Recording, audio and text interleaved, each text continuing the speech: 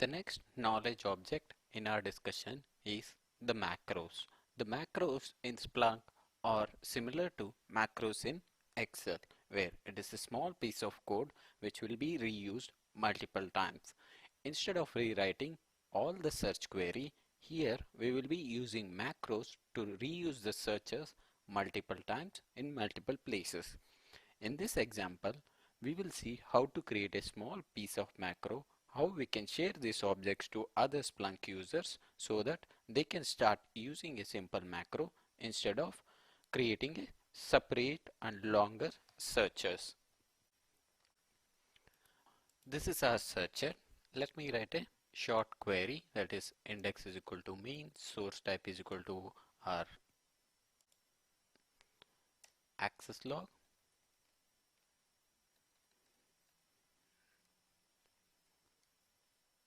source type is equal to access log, status is equal to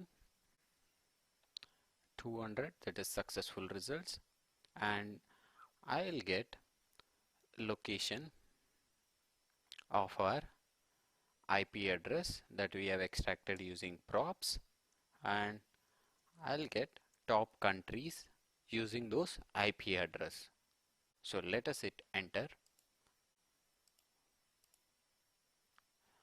I'm getting top 10 countries for my website that has been accessed and which were successful results. I got top 10 countries. Now every time I need these results, I don't need to rewrite this search query or any place wherever it is required. So what I'll do, I'll just copy this search and I'll go to settings, advanced search.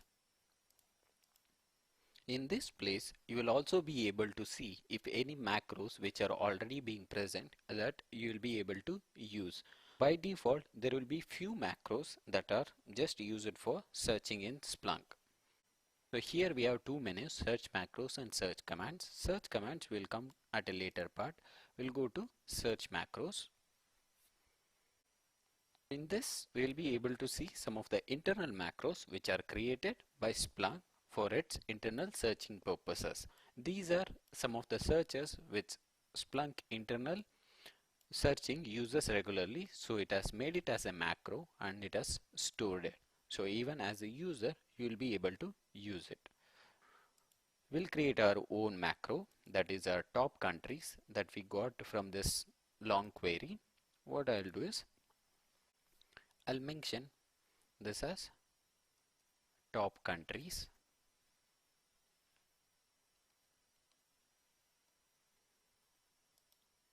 and I'll paste my search query. If I have any arguments, I can mention it here so that the arguments can be passed as part of your macro.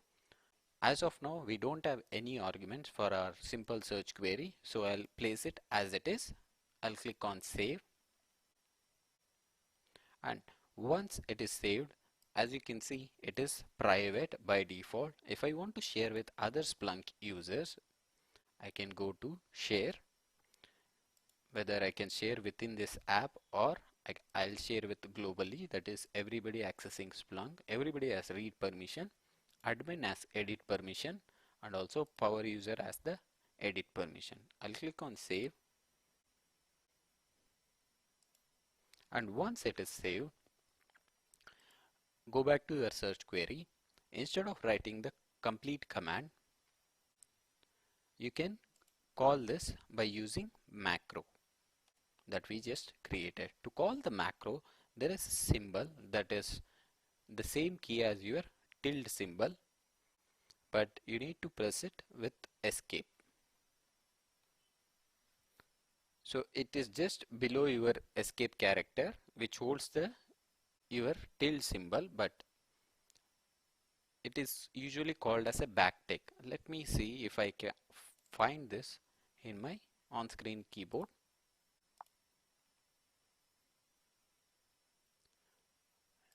No, not this.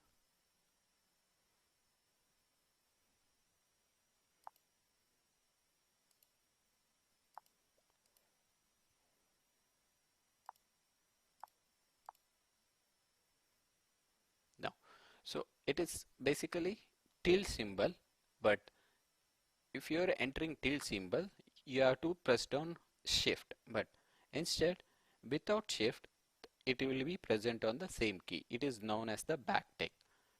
Let me see if I can show it to you in notepad. So this is the symbol.